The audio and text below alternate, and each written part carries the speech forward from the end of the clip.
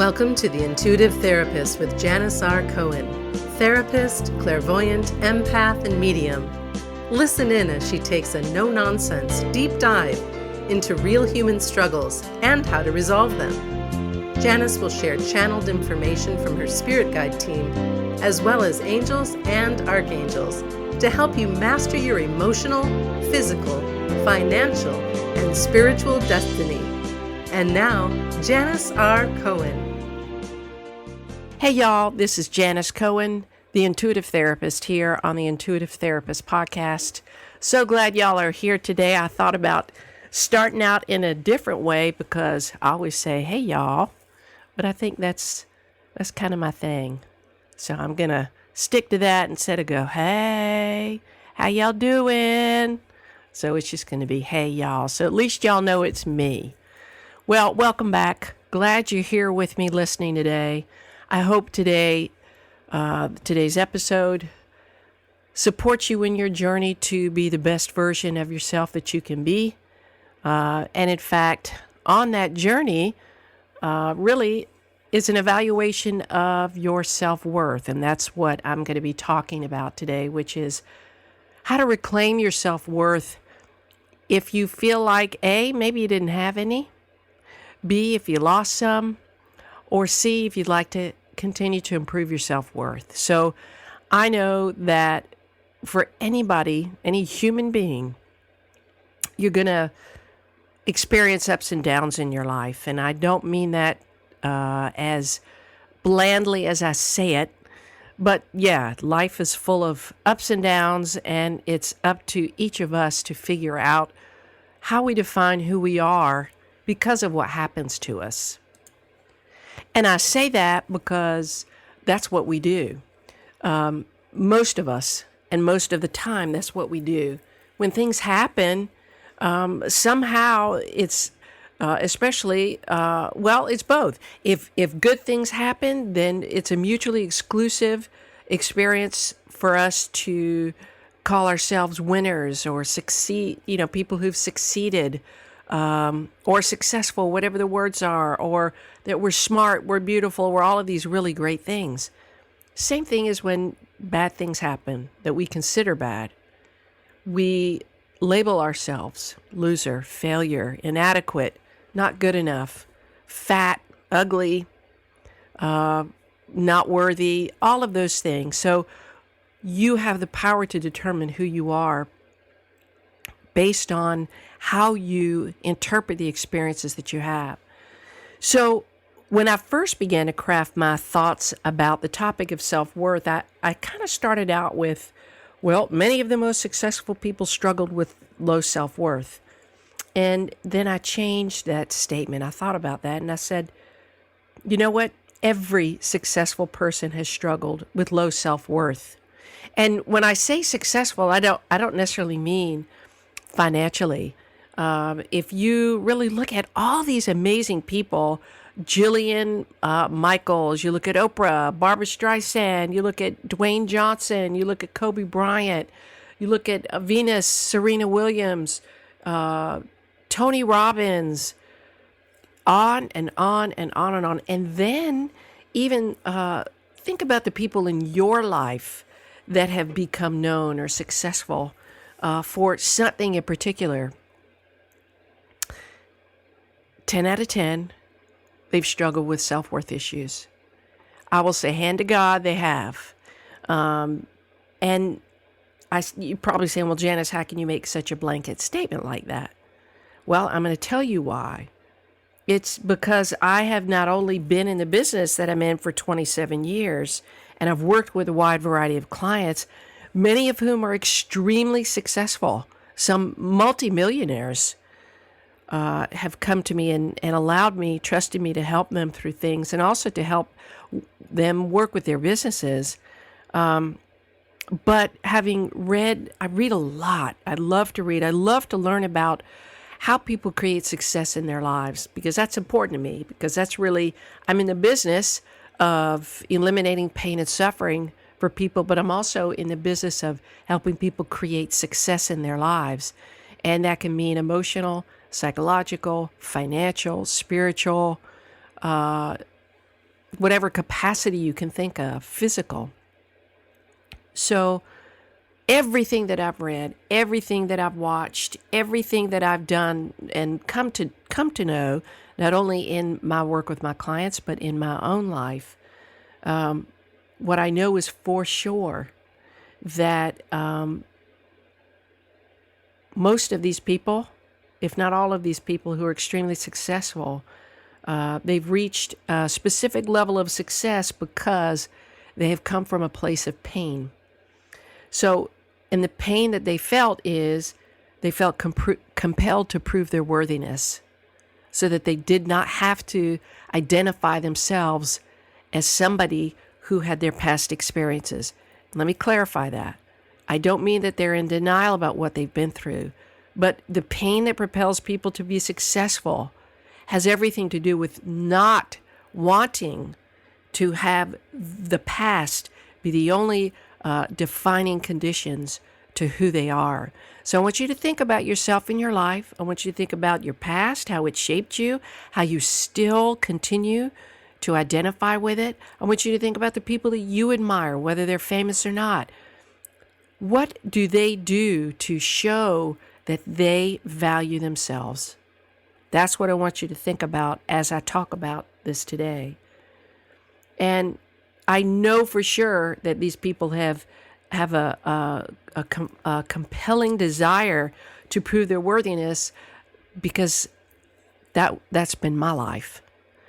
Y'all have heard me talk in other episodes about what I believed about myself for many, many years of my life, decades of wasted energy, really, feeling like the black sheep of the family screw up, and really could not get out from under myself until I made a switch. And there's a quote I want to share with you by M. Scott Peck. He's a psychologist. And the quote is, "Until you value yourself, you won't value your time.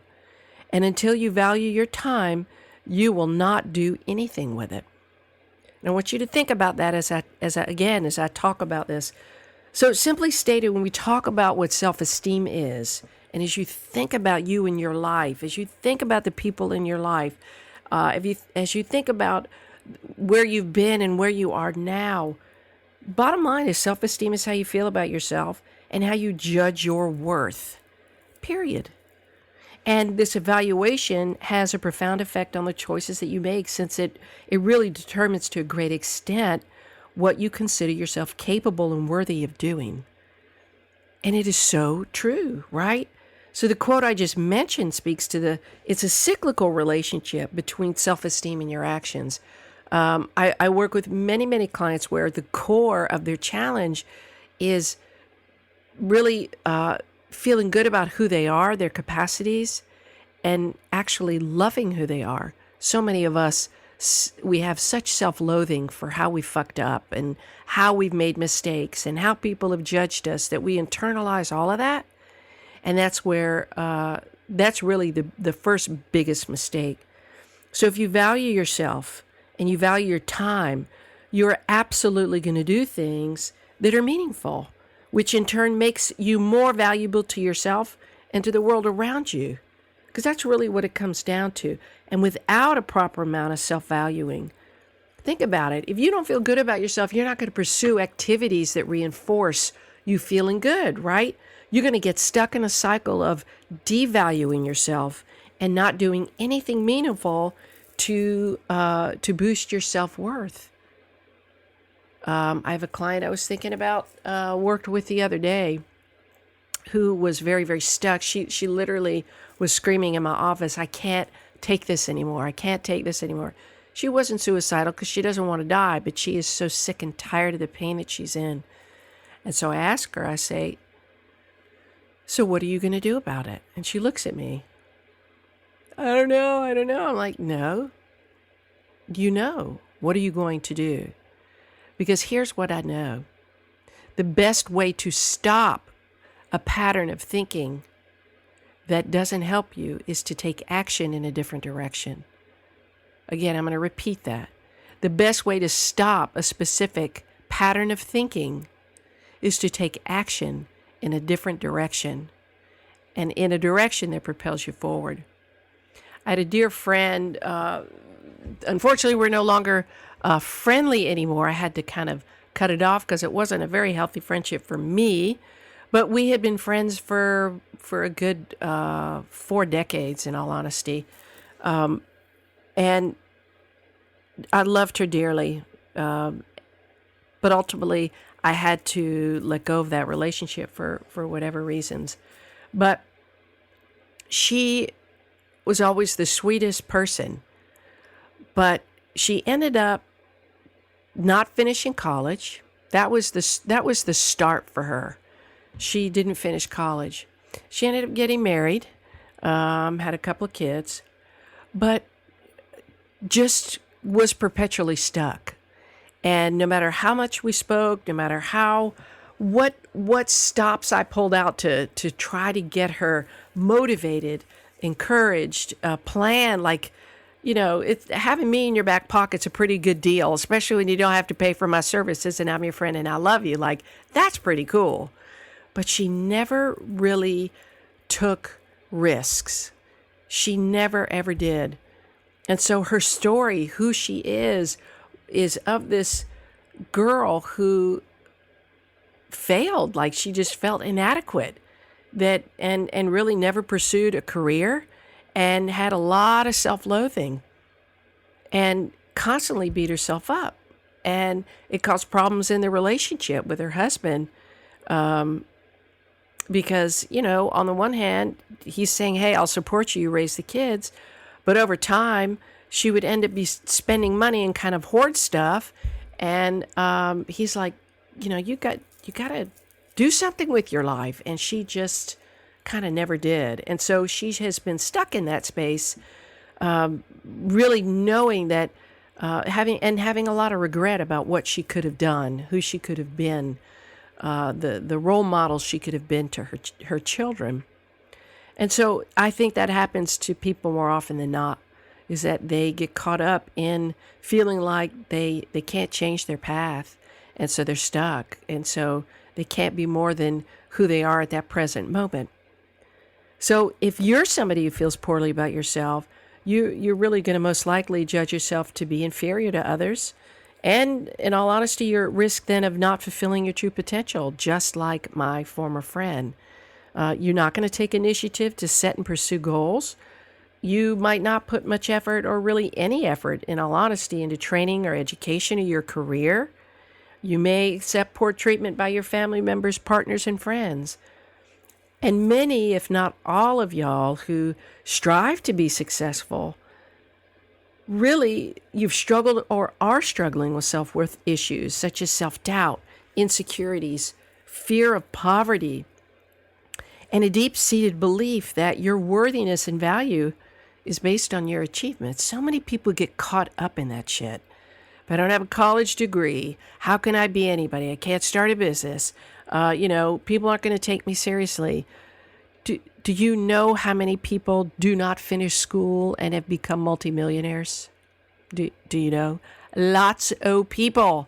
So while, yes, education is important, and yes, you need to pursue education if it allows you to feel good about yourself, and you can create your life not necessarily having to have education, but based on a desire for you to achieve a dream. So low self-esteem can be a very powerful, motivating factor behind a person's drive to succeed. Particularly relevant is the fact that a person with low self-esteem is continually striving to prove their worthiness, accomplishing one thing after the next. Now, like I said, I've worked with people along the socioeconomic spectrum. And I'll tell you, I've worked with a number of multimillionaires who've come to me. Really, the thing that they say, y'all, is that they feel unfulfilled. These people have more money than Jesus, and they aren't happy. And so when we get into the weeds of why they're not happy, ultimately, we know money does not bring you happiness. Doing things, indulging, being of service, contributing, that money does. right? So it didn't matter how much money these people made, how successful they were, how famous they were, well known. They did not feel good about themselves.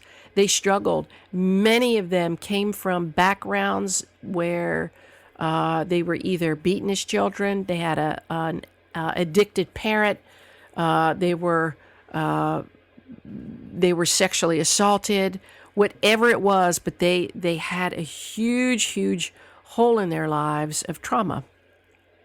And so what they had to do is they had to overcompensate to feed the need of their child state. And if you remember, in other episodes, I've talked about the child state, the mini-me, the inner guru. Go back and listen to that one, and you'll understand what I mean by that. And when we have child states that haunt us, we can never be satiated. And so many people, and I've told this story over and over again, Barbara Streisand was interviewed by Oprah. They're two of the richest women on the face of this earth, and they both still feel like poor girls, even though they can afford to buy anything. So that sticks with you. It haunts you, but it doesn't mean you have to live life being haunted. It just means that you develop an awareness of what is driving you to achieve. So it really can be a very motivating factor behind a person's success. And really, like I said, particularly relevant is the fact that a person with low self-esteem is really continually striving to prove their worthiness and accomplishing this goal and then the next goal. I was connecting with something I had read before by a clinical social worker named Sharon Martin. She's written about this, and I wanted to share with you some of her content because I could not have put it together any better. So I want to for sure give her credit for this next part. She wrote about 5 myths about self-worth, 5 truths about self-worth, and I'm going to talk about some other stuff too that I'm going to get to. So really, what she talks about is individuals with low self-esteem, they have a deep-seated and faulty belief that a person's value is based on their achievements. And here are these 5 myths about self-worth. First, self-worth is based on your ability to earn it. It's what you do that determines your worthiness, and you have to work hard to get it. And if you're not working hard and achieving, there's no reason to feel good about yourself. I will tell you this, I used to get stuck on this all the time because I have such a big dream, and I've had such a big dream for my life, and I would compare myself to others. And that if I wasn't doing what they were doing or earning as much money as they were or not being known as much as they were and not achieving, then I didn't feel like I was working hard enough. That perfectionist part of me that is just so freaking lovely. The second one is self-worth is the result of external events. Like it's derived from an external event in your life, such as good grades, degrees, promotions, praise, recognition, awards, and lofty job titles. You strive to achieve to fulfill the need to feel better about yourself. The third myth is that self-worth is the result of being better than everybody else. You compete with others and have to be doing better than everyone else. It's difficult for you to celebrate the success of others because it reminds you of your need to be one step ahead. You have to be the one to always shine. The fourth myth about self-worth is that feeling good about yourself requires consistent proof. When the glow of one accomplishment begins to dim, you are revisited with your quiet insecurity. You seek some form of recognition to prove that you are indeed worthy.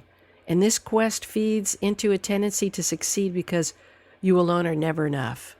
Same thing with one of my clients specifically, where it didn't matter how much money he earns.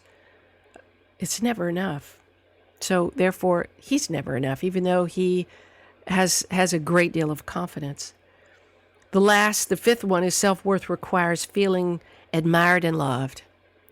Love, adoration, or approval from others enhances your feelings of worthiness. If you love and adore me, I must be worthy. Think about those 5. How many of those do you connect with? If that's the case, keep listening, please. I want to tell you more. So there are a number of factors that influence how people cultivate a poor sense of self. I've talked about a couple, but I'm going to go through this list that I developed, and I want you to kind of really think about your life. And especially when I mention these things, I want you to, of course, you acknowledge them, you know what's happened in your life, and then I want you to think about and what's next. So perhaps you had negligent parents who didn't give you what you needed emotionally. Maybe you didn't get the guidance or supervision you needed, and you were left to your own devices to raise yourself. Perhaps you were physically or sexually abused by one of your parents, or they had substance abuse problems, or they didn't protect you when somebody sexually abused you. Maybe they had mental health challenges that prevented them from being the parent you needed them to be. Maybe you had been treated negatively by your peers, bullied, harassed, humiliated, rejected, ostracized. I know what that's like, and it really can burn a hole in your psyche for sure. It did for me for a while. For both men and women, you can struggle with body image issues. Lord knows there is so much pressure put on us to be perfect and therefore socially acceptable that we try whatever we can to fit in, to be just the right weight, have the best muscle tone, all in the name of being someone who is liked, accepted, and perceived as valuable. I have several clients who unfortunately their parents have had their own issues with body image and they have screwed up their kids. So it can be very easily done by parents who haven't yet dealt with their issues. Maybe you felt like you can't escape your previous bad choices and you become locked into a certain pattern of decision making and acting. So you resign yourself to believing that you can't change your patterns or your life, and therefore you continue to make choices that reinforce your own negative self-view. Now think about that one. I did that for a long time. It's kind of like a self-fulfilling prophecy. It's almost like you know you're better than what you do, but you can't seem to do anything different. It's almost like even if you try something different, it ends up being the same. And so it just proves other people's points that you suck at decision making and you have poor judgment. And I will tell you that's not true, because the one thing that will allow you to change a pattern like that is if you start really taking stock of the things I'm about to tell you so that you can develop a healthy self-perception. So while low self-esteem, it really can be a catalyst for success, it can also come at a high personal cost, and it can really spiral you down into feeling anxious and depressed.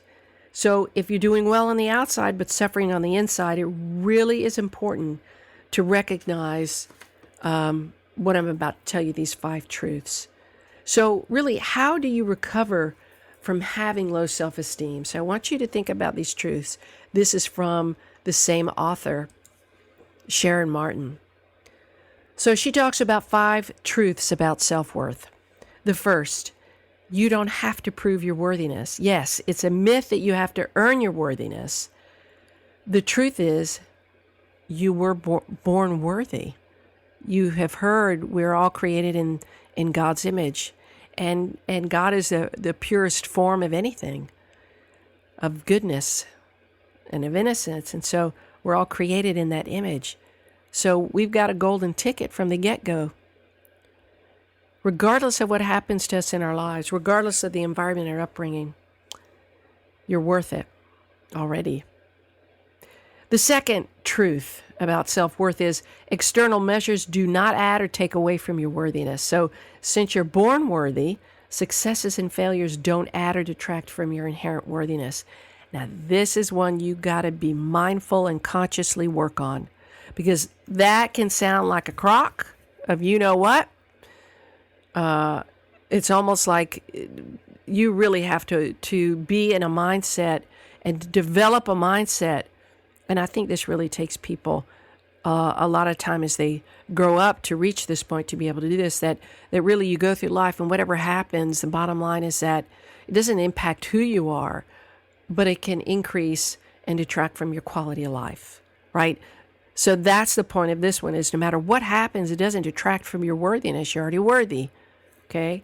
The third is when you compare yourselves to others, it's a waste of time and energy. And boy, that is the truth.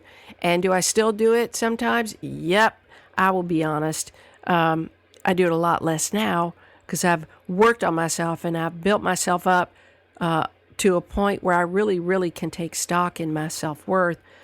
You don't have to prove your worth. It's already there. So it doesn't matter how you compare to others. The biggest challenge that we have is, and I have to say this because I've just been guided to tell you this, is that, we are our own biggest competitors. It's nothing to do with all these other people doing these other things. When we take notice of what other people do that we feel maybe jealousy or envious of, I want you to know that that is a bell, a ringer, a ding-dong that's going on inside you, telling you, alerting you to move in that direction.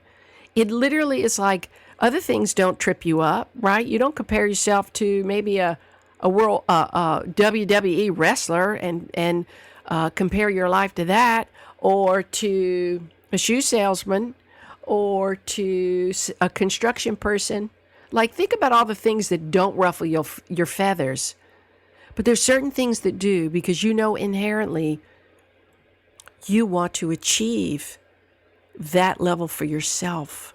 So we are our worst and best competitors. You are enough just as you are is number 4. Right here, right now. There's nothing wrong with you. Nothing. Simply stated, in order to change anything in your life, you change 3 things.